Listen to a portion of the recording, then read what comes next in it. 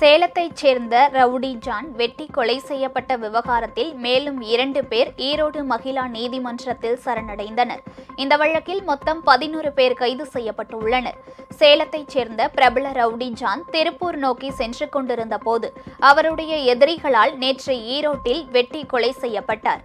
பட்டப்பகலில் தேசிய நெடுஞ்சாலையில் நடைபெற்ற இந்த கொலை சம்பவத்தில் தொடர்புடைய 4 பேரை நேற்றே போலீசார் கைது செய்தனர். இதில் 3 பேர் துப்பாக்கியால் சுட்டுப்பிடிக்கப்பட்டனர்.